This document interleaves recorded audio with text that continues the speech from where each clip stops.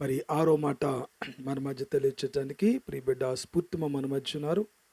వారిని ఆహ్వానిస్తున్నాను. ఆరో మాట బిడ్డ తెలియజేయటానికి వారు సిద్ధంగా ఉన్నారు. చాలాసేపు అయినట్టుంది కదా కూర్చొని. ఇంకొక వర్డ్ అయిపోయిన తర్వాత జస్ట్ 2 నిమిషాలు మీరు రిలాక్స్ అవుదురు. ఏడో మాట అయిన తర్వాత 2 నిమిషాలు రిలాక్స్ అయిన తర్వాత అప్పుడు కంటిన్యూషన్ చేసుకొని 3 o'clock కల్లా మనం విడిచిపెట్టేసుకుంటాం. దేవుని నామానికి వందనాలండి. నాకు ఇచ్చిన ఈ అవకాశం ఇచ్చిన అన్నకి, అక్కకి, మరి అందరికీ వింటున్న మీ అందరికీ కూడా దేవుని పేరిట వందనాలు చెల్లిస్తున్నాను. నాకు ఇచ్చిన మాట ఆరో మాట, యోహాను 19:30. యేసు ఆ చిరకు పుచ్చుకొని సమాప్తమైనది అని చెప్పి తల వంచి ఆత్మని అప్పగించాను. చిన్న ప్రేయర్ చేసుకుందాం. దేవానికి వందనాలు. ఇప్పటివరకు మాతో మాట్లాడిన దేవా, ముందు కూడా మీరు మాట్లాడతారని, నా నోటిని నీ బోరుగా వాడుకుంటారని దేవా తండ్రి, మా ఘనత కొరకు కాదు కానీ నీ ఘనత కొరకు సిలువ పైన నువ్వు చేసిన కార్యాలని బట్టి నీకు వందనాలు చెల్లిస్తూ దేవా తండ్రి, అవి నెమరు వేసుకుంటూ తండ్రి నాన్న మా హృదయాలు తాకమని దేవా తండ్రి నీవే మహిమ పొందమని యేసునామములో అడుగుచున్నాను తండ్రి. ఆమేన్. సో ఇక్కడ దేవుడు అన్న మాట సమాప్తమైనది అని. సమాప్తమైనది అనేది ఇంగ్లీష్లో చూస్తే ఇట్ ఈస్ ఫినిష్డ్ అని చెప్పేసి ఉంటుందండి. ఇది యాక్చువల్గా గ్రీక్ లెటర్, ఒక గ్రీక్ లెటరు టెటలెస్టై అనేది ఒక గ్రీక్ వర్డ్. దీని నుంచి ట్రాన్స్లేట్ చేశారనమాట. అయితే ఇది ఏదో ఒక పని నార్మల్గా చేసే పనికి కాదు, కానీ ఒక గురి, ఒక గమ్యము ఉన్న పని ఎప్పుడైనా కంప్లీట్ చేసినప్పుడు మాత్రమే వాడతారు. మనకు తెలుసు కదా, యేసయ్య ఆయనకి ఇవ్వబడిన కార్యము చాలా బాగుగా చేశారు. అలాగే పాపానికి సరిపడ్డ మూల్యము చెల్లింపబడింది కాబట్టి ఆయన ఇక్కడ టెటలెస్టై అనే మాట పలకడం మనం చూస్తాము. టెటలెస్టైకి మామూలుగా ఒక 3 కల్చరల్ రీజన్స్ చెప్తారు. ఆ కల్చరల్ రీజన్స్ని ఒకసారి చూద్దాము. ఫస్ట్ది ఏంటంటే, యజమాని ఒక పని అప్పగించినప్పుడు సేవకుడు వెళ్ళి అది కంప్లీట్ చేసుకుని మళ్ళీ తిరిగి వచ్చిన తర్వాత పలికే మాట టెటలెస్టై, నాకు అప్పగించిన పని సమాప్తమైనది అని చెప్తాడు. అలాగే అకౌంటింగ్ టర్మ్స్లో, అంటే డబ్బుతో లావాదేవీలు ఆ దీంట్లో ఎలా అంటే, ఒక రుణం తీసుకున్నటప్పుడు, అప్పు తీసుకున్నటప్పుడు అప్పుకి వడ్డీ పైన ట్యాక్సెస్ అన్నీ కలిపి కట్టేసిన తర్వాత ఆ రోజుల్లో ఒక రసీదు ఇచ్చేవారు అనమాట. ఆ రసీదు పైన టెటలెస్టై, పెయిడ్ ఇన్ ఫుల్, ఇంగ్లీష్లో లిటరల్గా ట్రాన్స్లేట్ చేస్తే పెయిడ్ ఇన్ ఫుల్ అని చెప్పేసి ఉంటుంది. అది మన తెలుగులో చెప్తే సంపూర్ణంగా చెల్లించబడినది అని ఒక స్టాంపు. ఈ రోజుల్లో కూడా చూస్తాం కదా, మనం ఏమన్నా లోన్ తీసుకుంటే ఆ లోన్కి కంప్లీట్ అయిపోయిన తర్వాత ఎన్ఓసి మీద పెయిడ్ ఇన్ ఫుల్ అనే ఒక స్టాంప్ వేస్తారు. సో లిటరల్గా చూసుకుంటే అదనమాట. అలాగే జూయిష్ కల్చర్లో, అంటే యూదుల సంస్కృతిలో చూస్తే, ఒక బలికి ఒక గొర్రెపిల్లని మందలో వెతుకుతారు.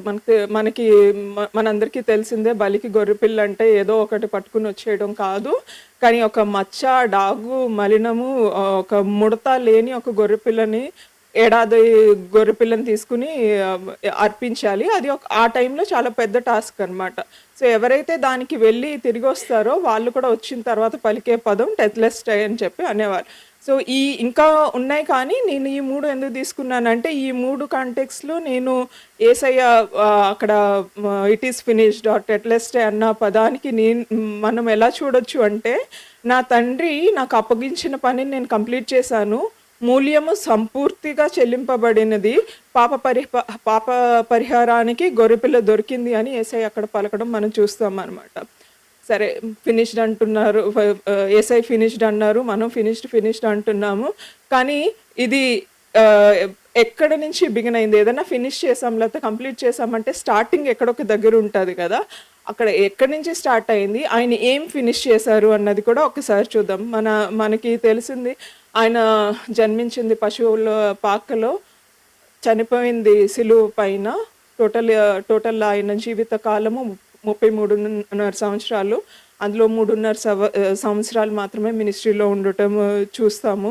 సో ఈ మినిస్ట్రీ దాంట్లో ఆయన సంపూర్తి చేసినవి ఏంటి అనేది నేను ఒక 3 పాయింట్స్ చెప్పాలి అనుకుంటున్నాను. ఫస్ట్ది వర్క్ ఆఫ్ రికన్సిలేషన్, విమోచన కార్యము. మన జెనిసిస్లో, అంటే ఆదికాండంలో చూసినప్పుడు పాపం ప్రవేశించడం చూస్తాము. బైబిల్ ప్రకారము పాపానికి జీతం ఏంటండి? మరణము. మరణము భౌతిక మరణమే కాదు, ఆత్మీయ మరణము కూడా. ఈ ఈ మరణం ఏం తెచ్చిందంటే, అంటే పాపం ఏం తెచ్చిందంటే, మనకిని దేవునికి మధ్యని దూరం తీసుకొచ్చిందనమాట. ఆ దూరం ఎంత అంటే ఇటర్నల్ డిస్టెన్స్ అంట. అంటే శాశ్వత దూరం తీసుకొచ్చింది. ఒకప్పుడు దేవునితో కలిసి నడిచే మానవుడు తర్వాత అది ఆ ప్రివిలేజ్‌ని కోల్పోయాడు. సో, యేసయ్య బైబిల్‌లో ఫస్ట్ పలికిన మాట ఆయన 12 ఇయర్స్‌లో ఉన్నటప్పుడు పలుకుతారు. లూకా 2:49లో ఆయన, "మీరు ఎలా నన్ను వెతుకుచుంటిరి? నేను నా తండ్రి పనుల మీద నుండవలెనని మీరు ఎరుగరా" అని వారితో చెప్పాను. అంటే ఆయన పర్పస్ ఏమై ఉందండి? తండ్రి పనులు చేయడం గదా! మరి ఆ తండ్రి తనకు అప్పగించిన పని ఏంటి అనేది మనం చూస్తే కొలస్సీలకు రాసిన పత్రిక 19, 20 అండ్ 22లో చూస్తాము. మీరు తర్వాత చదువుకోండి. నేనైతే సమ్మరైజ్ చేస్తున్నాను. అదేంటంటే, ఆయన సిలువ పైన కార్చిన రక్తము చేత సంధి అండ్ దేహమందు మరణము వల్ల సమాధానం కలుగును. ఇది మాత్రం దేవుని చిత్తం అనేది సెలవిచ్చారనమాట. ఆ తండ్రి చిత్తానికి చేయడానికే ఆయన విధేయత చూపించి మనుషులకి దేవునికి మధ్య ఏదైతే సంధి కుదిర్చారో, అలాగే సమాధానం కలుగు చేశారో, ఏదైతే డిస్టెన్స్ ఉందో అది కూడా తగ్గించబడిందనమాట. అది కూడా తీసివేయబడింది నిజంగా చెప్పాలి అంటే.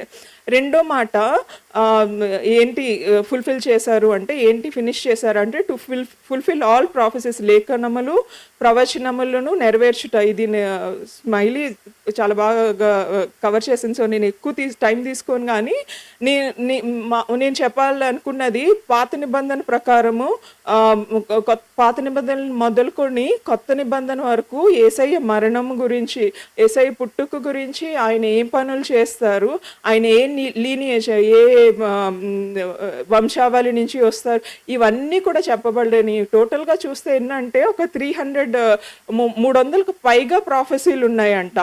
ఈ 300 ప్రాఫెసీలు కూడా దేవుని మందసములో ఉండేది. ఈ మందసం ఏం చేస్తుందంటే, అతి పరిశుద్ధ స్థలానికి, మామూలు పరిశుద్ధ స్థలానికి సెపరేషన్ అనమాట. ఇందులోకి వెళ్ళాలి అంటే డెఫినెట్గా ప్రివిలేజ్డ్ పర్సన్ అయితేనే ఆ లోపలికి వెళ్ళేది ఉంటుంది. చాలా కండిషన్స్ ఉన్నాయి. ఆ కండిషన్స్లో ప్రధాన యాజకులకి మాత్రమే ఎంట్రీ ఉంది. ఇందులో ఇంకెవ్వరికి ఎంట్రీ లేదనమాట. ఈ తెర చినిగిపోయింది దానికి, అంటే చిరిగింది అనడానికి అర్థం ఏంటంటే, we now have direct access to God. దేవుని సన్నిధికి మనకి ప్రవేశం కలిగింది. అలాగే ముందు మీడియేటర్స్ ఉండాలి. ప్రధాన యాజకులు అని చెప్పాను కదా, ప్రధాన యాజకులకు మాత్రమే ఎంట్రీ ఉండేది. మనం ఏమన్నా అంటే ఆ రోజుల్లో వాళ్ళు ఏమన్నా సాక్రిఫైస్లు ఇవ్వాలన్నా, బలులు ఇవ్వాలన్నా, ఏమి ఇవ్వాలన్నా ఆ ప్రధాన యాజకులకే అర్హత ఉండేదన్నమాట ఇది చేయడానికి. అది ఏంటంటే చాలా రిస్క్తో కూడిన జాబ్ అది. ఈవెన్ వాళ్ళు వెళ్ళేటప్పుడు వెళ్ళిన వాళ్ళు మళ్ళీ తిరిగి వస్తారో లేదో తెలియని పరిస్థితి అనమాట. ఒక నడుముకి ఒక తాడు కట్టేవాళ్ళు, అలాగే కాళ్ళకి గజలు ఉండేవి. వాళ్ళు నడుస్తున్నారా లేదా అని తెలియడానికి ఆ కాళ్ళకి గజలను బట్టి ఓకే వీళ్ళు బ్రతికే ఉన్నారు అంటే ఏంటంటే, అది అంత పరిశుద్ధమైన స్థలము. ఏ చిన్న పొరపాటు, ఏ తప్పు జరిగినా ఆ టైంలో ఏదన్నా జరగవచ్చు అనమాట. అలాంటిది అంటే అలాంటి ప్లేస్కి ఇప్పుడు మనకి దేవుడు ఎంట్రీ ఇచ్చాడు. ఇప్పుడు మన ప్రధాన యాజకుడు ఎవరండి? యేసుక్రీస్తు మాత్రమే. దాన్ని బట్టి ఏం తెలుస్తుందంటే, there is only one mediator. ఇప్పుడు ఎవ్వరు మీడియేటర్ లేరు. మనకి దేవునికి మధ్య ఒకే ఒక్క మీడియేటర్ ఉన్నారు, ఆయన యేసుక్రీస్తు అనమాట. అలాగే మన పాపాలకి సరిపడ్డ మూల్యము ప్రాయశ్చితంగా యేసు మరణం నిలుస్తుంది. పాత నిబంధన కాలంలో ఏముండేవి? అర్పణలు ఉండేవి, బలులు ఉండేవి. ఇప్పుడు ఏమీ ఇవ్వాల్సిన అవసరం లేదండి. కేవలం దేవుని కోరుకుండేది ఓన్లీ ఒకటి, అది మన హృదయం. విరిగి నలిగిన హృదయం మాత్రమే దేవుడు కోరుకుంటున్నారనమాట. ఇంకోటి నాలుగోది ఏంటంటే, ఏం ముగించారు దేవుడు మళ్ళీ సిలువలో అని అంటే, పాపరహితుడిగా జీవించారు. మనకి ఏం చూపించారంటే, how to live a sinless life అనేది మనకి చూపించారనమాట. ఆయన జీవితకాలంలో పాపం అనేది ఆయన్ని తాకలేదంట. మనం 2 కొరింథీయులకు రాసిన పత్రిక 5:21 చూస్తే, హీ న్యూ నో సిన్ అని ఉంటుంది, పాపము ఎరుగని వాడుగా ఉన్నారు అని. అలాగే 1 పేతురు 2:24-22 చూస్తే, కమిటెడ్ నో సిన్ అంట, ఆయన పాపం చేయలేదు. హీబ్రూలకు రాసిన పత్రిక 14 హిబ్రూలకు రాసిన పత్రిక 15 చూస్తే tempted as we are yet without sin అని ఉంటుంది. మానవుల వలె శోధింపబడేను కానీ పాపము లేనివాడుగా ఉండేను అని చెప్పి. శరీరంలో ఉన్నటప్పుడు మనం అనుకుంటాము as long as we are in this flesh we are prone to sin అని చెప్పి. కానీ శరీరంలో ఉన్నటప్పుడు కూడా యేసయ్య మనకి మాదిరి చూపించారు. ఎలాగా శరీరంలో ఉన్నటప్పుడు కూడా ఏ పాపము ఎరుగడంట, ఏ పాపము చేయలేదంట. ఆయన మన వలె ఆయన కూడా టెంప్టేషన్స్ ఉండేను కానీ ఆయన పాపం లేకుండా ఉన్నారంట. బట్ దీంతో పాటు ఆయన చూపించిన క్రమం ఏంటంటే శిష్యులు కాళ్ళు కడిగి మనలోని గొప్పవారు మీలో గొప్పవాడు సేవకుడుగా ఉండాలి అని ఆయన బోధించారు, అది చేసి చూపించారు. అలాగే సంపూర్ణ విధేయత, రాడికల్ ఒబీడియన్స్ అంటారు, నో క్వశ్చన్స్ ఆస్డ్ అంట. అంటే ఏ క్వశ్చన్ అడగలేదు దేవుణ్ణి, ఎందుకు నేను ఇది చెయ్యాలి అనేది ఏ రోజు అడుగుట మనం చూడము. ఆయన దేవుని మాటకు మాత్రమే ఫస్ట్ ప్రిఫరెన్స్ ఇచ్చారు. అలాగే దేవుని మాట ఏది చెప్తే అది ఎలాంటి కష్టమైనా ఎలాంటి సందర్భంలో అయినా తండ్రి మాటని జవదాటలేదు. అదే ఒబీడియన్స్కి ఇదిగా ఉంటుంది. అలాగే క్షమాగుణము, శత్రువులను ప్రేమించడం, మన ఫస్టులో పలికిన ఫస్ట్ మాట చూసాం కదండి, అది క్షమాగుణముకి సాదృశ్యంగా ఉంటుంది. ఇంకా ఆయన జీవితంలో చూపించిన బీదలను కనికరించడము, కష్టాలు బాధల్లో ఉన్న వాళ్ళకి ఆదరణ కలిగించడం. అండ్ ఇంకోటి ఏంటంటే ఫైనల్గా అన్నిటికంటే important, he always depended on God. ఆయన అద్వితీయుడు అయినా సరే ఆయన శక్తి పైన ఆధారపడలేదు, దేవుని పైనే ఆధారపడాడు. ఇవన్నీ సరే యేసయ్య సంపూర్ణంగా చేశారు. మనకి ఏంటి అని మనం అనుకుంటే మనం ఏం చేయాలి అంటే యోహాను 14:6 ఉంటుంది, నేనే మార్గమును సత్యమును జీవమును, నా ద్వారా తప్ప ఎవడును తండ్రి యొద్దకు రాడు అని. అంటే మనం చేయాల్సిందల్లా ఒకటే, యేసయ్యను నమ్మాలి, ఆయన త్యాగాన్ని గుర్తించి ఆయనకు త్యాగాన్ని గుర్తించాలి. ఆయనకైతే ఇది ఈజీగా అవ్వలేదండి. ఆయన ఎంత శ్రమ పడ్డారో ముందు చెప్పిన వారు అందరూ కవర్ చేశారు. ఎంత శ్రమ పడి ఎంత నలగొట్టబడ్డారో అంతా చూసాం కదా. అదంతా చేసింది మనకిని, మన తండ్రికిని, మనకిని దేవునికి మధ్యలో ఆ డిస్టెన్స్ ఏదైతే ఉందో దానికి తగ్గించడానికి మాత్రమే అదంతా ఆయన చేశారు. అలాగే ఈ లోకంలో ఎలాగ మాదిరిగా జీవించాలి అనేది ఒక మార్గం చూపించి ఆయన వెళ్ళారు. అది భారమే అవ్వచ్చు, కష్టమే అవ్వచ్చు, కానీ ఆ మార్గంలో నడిచి దేవునికి ఇష్టలుగా జీవించడం మాత్రమే ఆయన కోరుకుంటున్నారనమాట. ఇంకోటి ఏంటంటే యోహాన్ రాసిన పత్రిక 8:24 ఉంటుంది, యేసే పాప విమోచకుడని, అంటే నేను సమ్మరీ చెప్తున్నాను, యేసే పాప విమోచకుడని విశ్వాసం ఉంచినప్పుడు మనం పాపం విషయంలో చనిపోతామంట, నీతి విషయంలో బ్రతుకుతాము, పరలోక రాజ్యంలో ప్రవేశిస్తాము అని అండ్ ఆయనతో కూడా ఉంటాము అనేది సెలవిస్తున్నారనమాట. మరి ఫైనల్ డెస్టినీ ఏంటంటే మనందరికీ కూడా పరలోక రాజ్యంలోకి చేరడమే కదండి. ఆ పరలోక రాజ్యం చేరాలంటే ఏం చేయాలి? మనము యేసే విమోచకుడని విశ్వాసం ఉంచాలి. దాన్ని బట్టి మన పాపాలకి మనం చనిపోతాము, నీతికి మాత్రం బ్రతికి ఉంటాం అనమాట. అయితే తెరెసా బార్బర్ అని ఒక ఇవాంజలిస్ట్ ఉంటారు. ఆవిడ చెప్పిన ఒక మాట ఇంగ్లీష్లో ఉంది, చదువుతాను. You gonna bust heaven's door open with the head held high because of the man seated at the father's right hand. మనమంట యూజువల్గా ఎవరన్నా మనకు తెలియని వాళ్ళ ఇంటికి లేకపోతే కొత్త ప్రదేశానికి వెళ్తే సంకోచితంగా డోర్ బెల్ కొట్టి డోర్ ఓపెన్ చేయాలా లేదా అనే సంకోచితంతో ఓపెన్ చేస్తామంట. కానీ ఎప్పుడైతే మనం హెవెన్కి వెళ్తామో మనం అలాగెళ్ళమంట. మన సొంత ఇంటికి ఎలా వెళ్తామో డోర్స్ గట్టిగా ఓపెన్, ఇప్పుడు చెర్రీని స్కూల్ నుంచి ఇంటికి రాగానే డోర్లు తడేలు మనం ఓపెన్ చేసి ఎలా అయితే ఎంట్రీ ఇస్తాడో అలాగే మనం కూడా ఎంట్రీ ఇస్తామంట హెవెన్స్లోకి, because that belongs to us and we got. అంటే మనకి అది ఆ ప్రివిలేషన్ ఎలా వచ్చిందంటే దేవుడు అక్కడ పలికిన మాట ఇట్ ఈస్ ఫినిష్డ్ అని ఏదైతే పలికారో, అంటే అంతా చేసింది అంతా తర్వాత ఇది అయిపోయింది, మన పాప జీవితానికి ముగింపు పడింది అనేది ఎప్పుడైతే చెప్పారో దాని ద్వారానే మనకు ఆ ఆధిక్యత దొరికిందంట. ఇంకొక ఎనాలజీ ఏంటంటే మనం బ్యాలెన్స్ షీట్స్ ఉంటాయి, అంటే ఫినాన్స్లో లేకపోతే అకౌంటింగ్లో ఉన్న వాళ్ళకి అర్థమవుతాయి. ఈవెన్ క్రెడిట్ కార్డ్ బిల్స్ ఉన్నప్పుడు కూడా బ్యాలెన్స్ షీట్స్ ఉంటాయి. బ్యాలెన్స్ షీట్స్ ఎలా ఉంటుందంటే ఒక సైడ్ అంతా డెబిట్ ఉంటుంది, ఒక సైడ్ అంతా క్రెడిట్ ఉంటుంది అనమాట. మనం పుట్టినప్పుడు డెబిట్ తోటే పుట్టాం, అంతా పాపంతో నిండిపోయి ఉన్నింది, క్రెడిట్లో ఏమీ లేదు.